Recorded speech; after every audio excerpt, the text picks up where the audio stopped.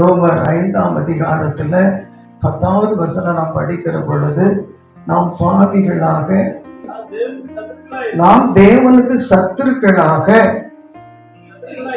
இருக்கையில் அவருடைய குமாரனின் மரணத்தினாலே ஒப்புரவாக்கப்பட்ட பின் ரட்சிக்கப்படுதல் அவ்வளவு நிச்சயமாமே.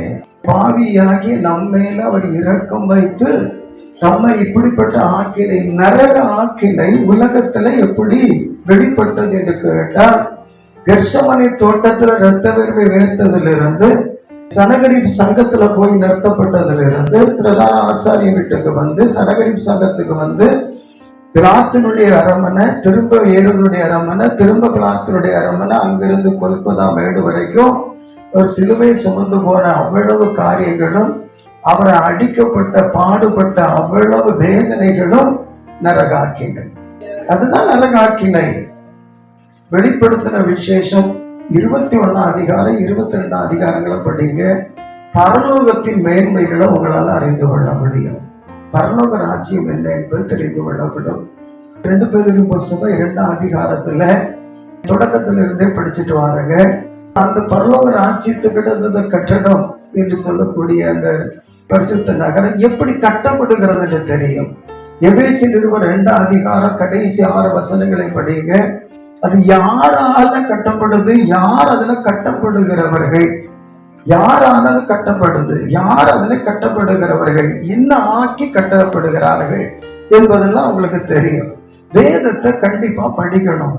பூரா செல்லில் எதையாவது பார்த்துட்டு இருந்து புஸ்தகத்தை எடுத்து படி. பைபிளை மாத்திரம் ஒரு நாளும் செல் எடுத்து படிக்காதது தயவு செய்து. செல்லை யூஸ் பண்ணுகிறதே ஒரு கருத்துல அதை பண்ணிக்கிட்டு இருக்கிறோம். அதுக்கு ஒரு கருத்துல அதுக்கு நியாயம் இருக்கிறது, இன்னொரு கருத்துல அதுல பெரிய குற்றம் இருக்கிறது.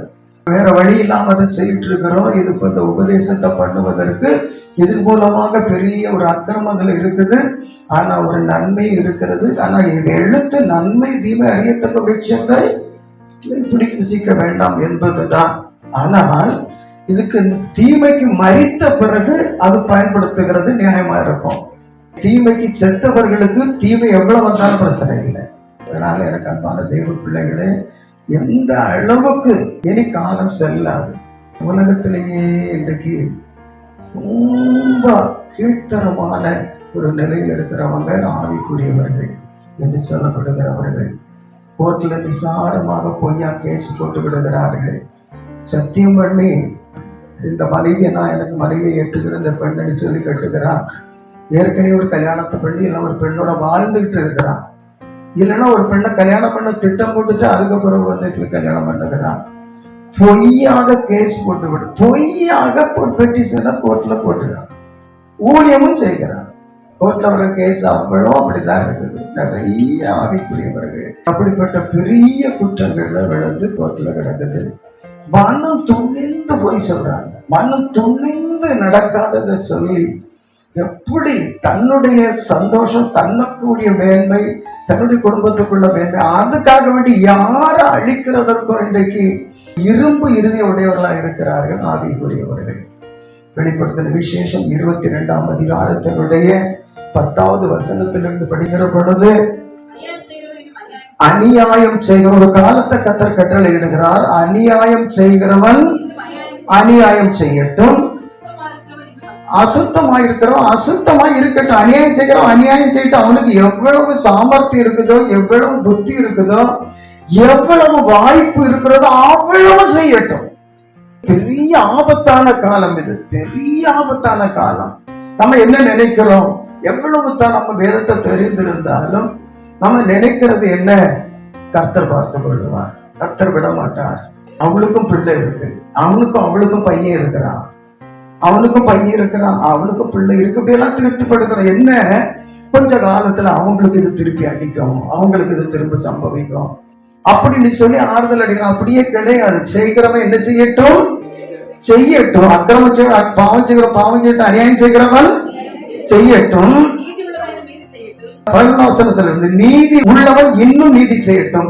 பரிசுத்தமா இருக்கிறவன், நீதியா இருக்கிறவன் அவன் அப்படியே இருக்கட்டும். பரிசுத்தமா இவ்வளவு நாள் இருந்தாச்சு, நான் இவ்வளவு இதுல உண்மையா இருந்தாச்சு, நான் இவ்வளவு கொடுத்து கொடுத்து கொடுத்து கொடுத்து கொடுத்து நான் இல்லாம ஆயாச்சு, நான் இழந்து இழந்து இழந்து பேசி பிரயோஜனமே கிடையாது. அசுத்தமா இருக்க அசுத்தமா இருக்க, நீதி செய்கிறவன் நீதி செய்யட்டும், பரிசுத்தமா இருக்கிறவன் இன்னும் பரிசுத்தமா கூட கொஞ்சம் பரிசுத்தமாகட்டும். இதோ சீக்கிரமா வருகிற அவனவன் கிரியைகளுக்கு தக்கபடி நான் அளிக்கிற பலன் என்னோடு கூட வருகிறது. அவனவன் கிரியைகளுக்கு அவன் எவ்வளவு செய்துட்டே தான் இருக்கணும், நன்மை செய்துட்டே தான் இருக்கணும், சோர்ந்து போகக்கூடாது, பலன் எதிர்பார்க்க கூடாது, இவ்வளவுதானே முடிவு பண்ணவே கூடாது. அப்படி ஒரு காலம் இதுதான், அந்த காலம் தான் இது. அக்கிரமம் செய்கிறவனுக்கு பலன் வரும், அவன் விட மாட்டார், கர்த்தர் அவனை நொறுக்கிடுவாரு, தட்டிடுவாரு, ஒண்ணும் நடக்காது. அவன் அப்படி செய்துகிட்டே போகட்டும், அதுக்குள்ள பலன் அவனுக்கு அதிகமா அதிகமா அதிகமா அந்த பாகத்துல. இது நன்மை செய்கிறவனுக்கு அதிகமா அதிகமா இந்த பாகத்துல, அது நியாய தீர்ப்புக்கு பிறகு என்று முடித்து விடுகிற வேதம். இதோ சீக்கிரமாய் வருகிறேன், அவனவனுடைய கிரியைகளின்படி அவனவனுக்கு நான் அளிக்கிற பலன் என்னோடு கூட வருகிறது. நான் அல்பாவும் ஒமேகாவுமா இருக்கிறேன், ஆதியும் அந்தவுமா இருக்கிறேன், முந்தினவரும் பிந்தினவருமா இருக்கிறேன். ஆமே, எனக்கு எல்லாம் தெரியும், முந்தி உள்ளது தெரியும், இடையில் உள்ளது தெரியும், பிந்தி உள்ளது தெரியும், எல்லாவற்றுக்கும் நான் தான் தேவன், நான் தான் தெய்வன் ரட்சகர், நான் தான் எல்லா காரியத்துக்கும் உரியவர், எனக்கு தெரியும். என்னை விசுவாசித்து நன்மை செய்கிறவன் என்ன செய், நன்மை செய்துகிட்டே இரு என்று கர்த்தர் சொல்லுகிறார். இந்த காலத்தினுடைய சத்தியத்தை, இந்த காலம் எப்படி தேவனுடைய நியாயத்திற்குள்ள வருகிறது, அவனவன் கிரியைக்கு தக்கவாறு நான் அடிக்கிற பலன் கூட வரும், அது முந்தி வராது. ஏன் கூட வரும், எனக்கு பின்னால என்னுடைய பிஏ நோட்டோட வருவான், டைரியோட வருவான், அவன் ஃபைல சுமந்துட்டு வருவான், இவனுக்கு ஃபைல எடுனா அந்த ஃபைல் எடுத்து வாசிப்பான். அப்பந்தான் அவனோட பலன் என்ன செய்யும், தீமை கெடுத்ததோ நன்மை கெடுத்ததோ பலன் அப்பதான் கிடைக்கும். அதனால எனக்கு அன்பான தெய்வ பிள்ளையே, உலகத்தை பாராம மனுஷரை பாராம பொறுத்திரு, காத்திரு, கர்த்தர் உன்னை கைவிட மாட்டார். அல்லேலூயா.